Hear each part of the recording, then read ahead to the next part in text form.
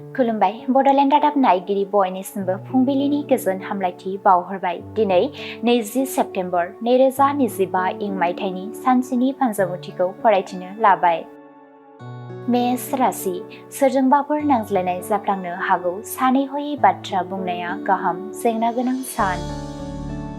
वृष राशि देहायाव सानाय सुनाय बायदि बेराम आजार जानो हागौ। जानाय लोंनायाव सांग्राङै सोलिनाया गोनां। गाज्रि सान।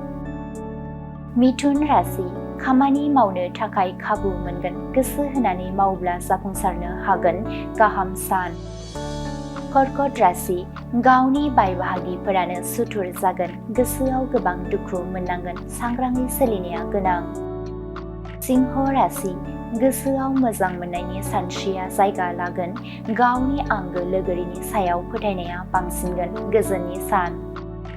कन्या राशि बायदि मैया साननायजों गावखौनो उसुखुथु थाथेरनो हायै मोनगोन। गोसो हमथाना थानाया गोनां। गाज्रि सान। तुला राशि गावनि जिउआव लानाय थांखि सिमांफोरा जाफुंसारगोननि मिजिं थिगोन। गोसोआव फोथायनाया बांसिनगोन। गाहाम सान।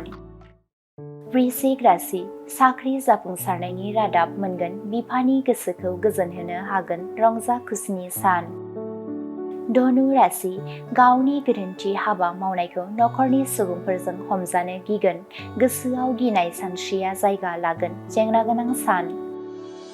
मकर राशि खामानियाव मुखुब जानानै थानांगोन। थांलाय फैलायजोंनो साना बारलांगोन।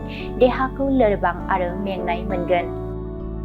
कुम्भ राशि नखराव सुखु गोजोन फैगोन। बयजोंबो अनज्लायना गोरोबलायनानै थानो हागोन। गाहाम सान।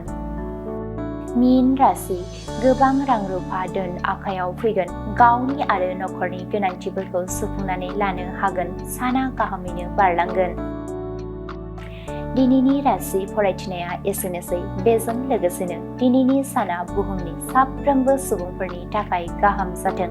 बेनि थाखाय बड'लेण्ड रादाब नखरनि जानानै इसोरनि खाथियाव आरज गाबनाय थाबाय। गोजोन्थों। खुलुमबाय।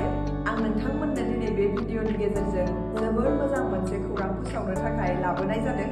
जोंनि बाक्सा जिल्लानि सिङाव थानाय बरमायाव rural institute of health science group of vocational nursing इडुकेसनाव bachelor of vocational in nursing केयारनि एडमिशना सोलिगासिनो दङ आरो बेयाव एडमिशन लानो थाखाय स्टुडेन्टआ जायखिजाया स्ट्रिमनिफ्रायनो 12 पास जानाय जानांगोन आरो बेनि सार्टिफिकेटनि भेल्युआ ग्रेजुवेट लेभेल एबा डिग्री लेभेलनि समान आरो बे डिग्रीखौ scope global skill university Bhopal Madhya प्रदेशनिफ्राय होनाय जागोन। स्पेसियेलि भकेशनेल नार्सिंनि सायाव बेस खालामनानै बे कर्सखौ होनाय जायो। कर्स कमप्लिट जाखांनायनि उनाव गभर्नमेन्ट जब, कर्परेट जब आरो प्राइभेट जबजों लोगोसे फार्दार मास्टार डिग्री खालामनो गोसोब्ला खालामनोबो हायो आरो बेयाव कर्स कमप्लिट जाखांनायनि उनाव प्लेसमेन्ट जबनिबो सुबिदा दङ। बिदिब्ला एथ' मोजां सुबिदाखौ जों मानो जोंनि आखाइनिफ्राय बारग'होनो? जाय बिथांमोना बे कर्सखौ खालामनो गोसो होनाय नाम्बाराव थांनानै थाबैनो कन्टेक्ट खालामदो आरो गावनि सिटखौ बुक खालामनानै गावनि फिउचारखौबो ब्राइट खालामदो। Thank you.